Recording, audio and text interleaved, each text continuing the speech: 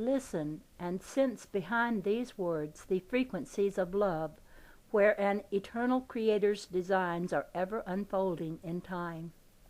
We are the winged ones of heaven, your reflections in perfect love, the missing dimension needed for your wholeness. We are the spiritual guardians of the earth. Welcome us into your consciousness. Blend with us. Remember, know yourself as fully, truly human.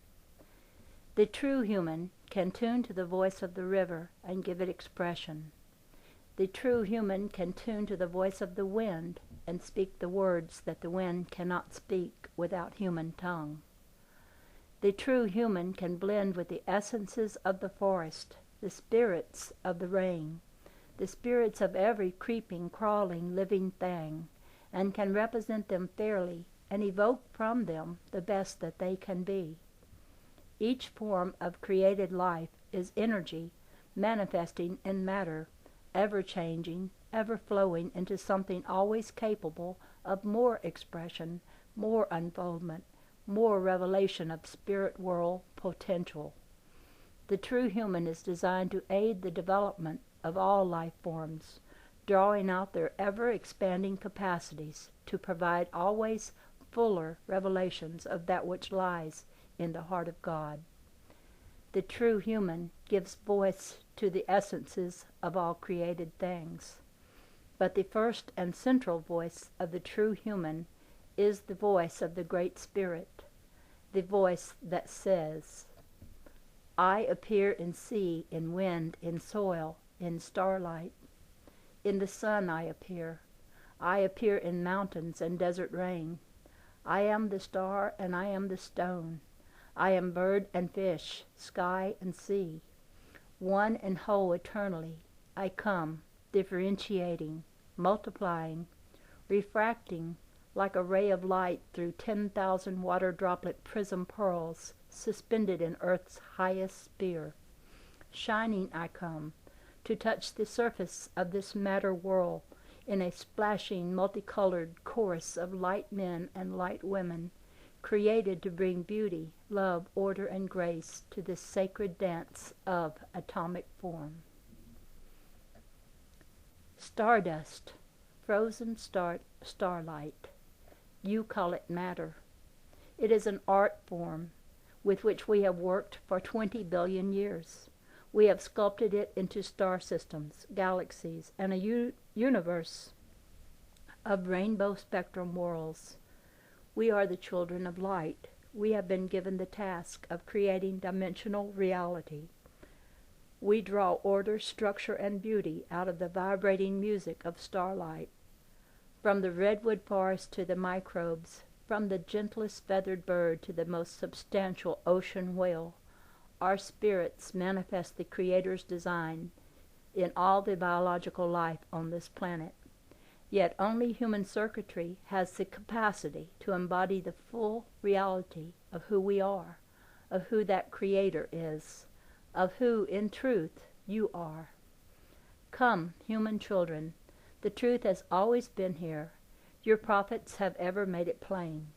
Wherever you have let us land, wherever you have let our consciousness settle upon the waters of your awareness, the open waters of your human hearts, ever we have come to inhabit your shores.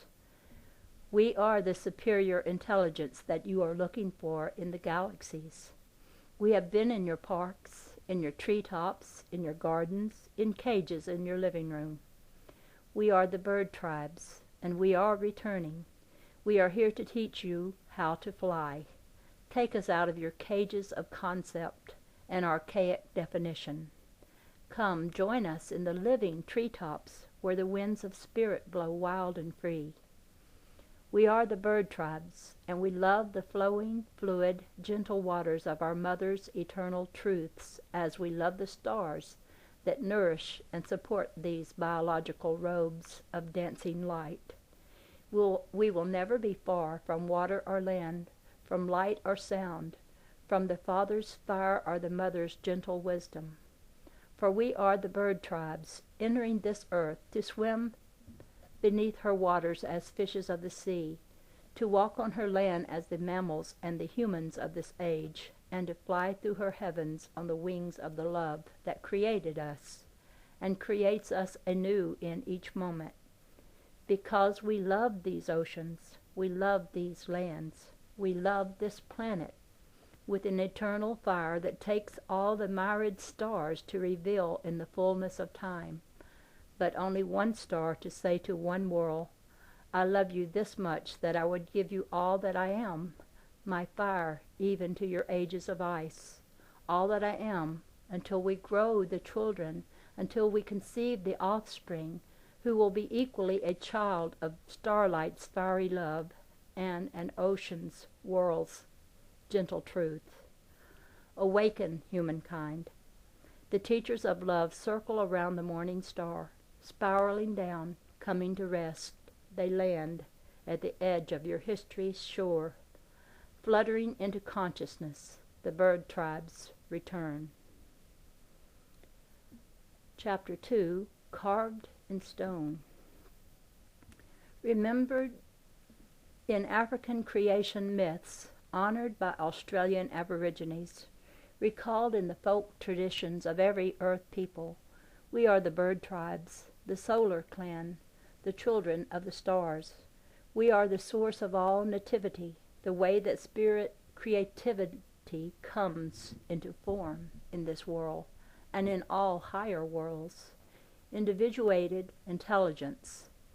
In spirit being form, we are the tangible influence of an all-powerful creator interfacing with a material world. Releasing our identities in the burst of joy that translates them into light, we flew outward from our source stars, riding waves of light across the sea of space, until we reached this world.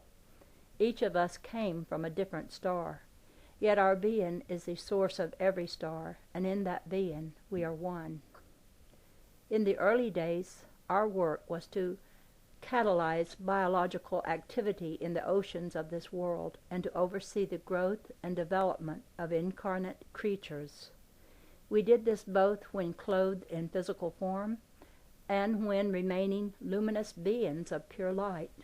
Throughout all of the earth's early ages, when it was necessary to clothe ourselves in physical form, we did so through a conscious process of materialization, a process that allowed us to draw into our luminous fields in a very few moments the atoms and molecules that would dress us in matter. The forms we assumed during those early ages were of human shape, though lighter and less substantial than the bodies you wear today. The drawback of materialization, however, was that it took much of our energy and attention to maintain the bodies in which we dressed.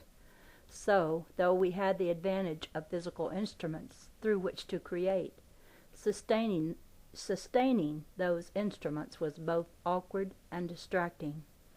We wanted to devote more of our attention to our creative activities and less to sustaining the bodies through which we were creating. The solution, of course, was to create physical bodies that were self-sufficient, physical bodies that would have physical identities to care for them, egos, designed to work intimately with us, both in the maintenance of our human projections and in our continuing work of creation upon the physical plane. To the first biological humans, we communicated this message. We are your spirits. It is our presence here in this river valley that has called you up out of the soil.